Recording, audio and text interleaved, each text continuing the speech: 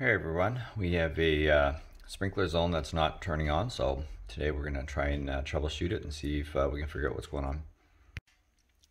Alright, so the first thing I'm going to do is actually try and turn on the zone. To do that with my sprinkler system is through an app. So I'm just going to manually enable the zone, manually turn it on. And then I want to make sure that I test the voltage. In my case, it's actually zone 1 that's not working. So I'm going to use a multimeter and test the voltage from common to the zone 1 there, and make sure we have about 25 volts that's going out to that zone to make sure that it's getting the voltage to fire up. Alright, so I have my multimeter between the common and zone 1 there. I've enabled my zone and I'm getting about 27 volts. Now this is AC, just make sure you have your multimeter set to AC. So I'm getting a voltage applied to the solenoid, so it should be getting a voltage and should be opening up.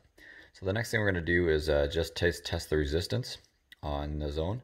Make sure that there's still a resistance on the solenoid. Alright, so I switched my multimeter to ohms and I shut the zone off. And I'm actually not getting a reading. I'm not getting any ohms on the multimeter.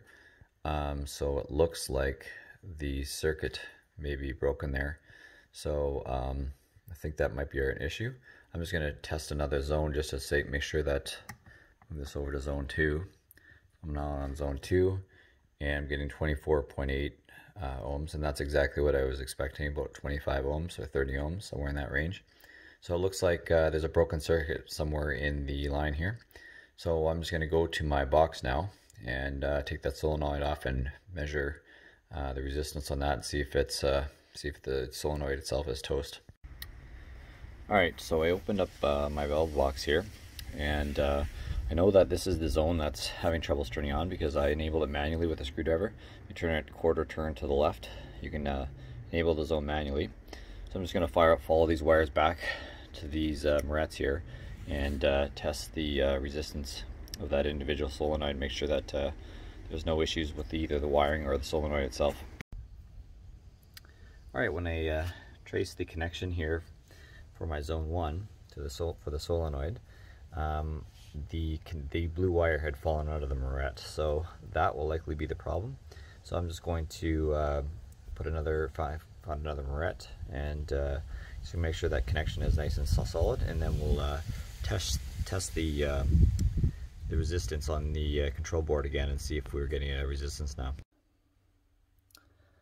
Alright, so I'm just testing the resistance on zone 1 again, and we're now getting 24.5 ohms, which is exactly what I expected.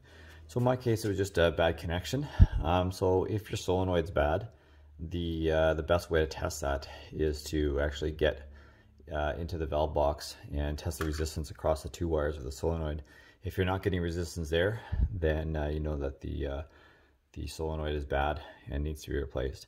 In my case, it was just a bad connection, and we should be good to go.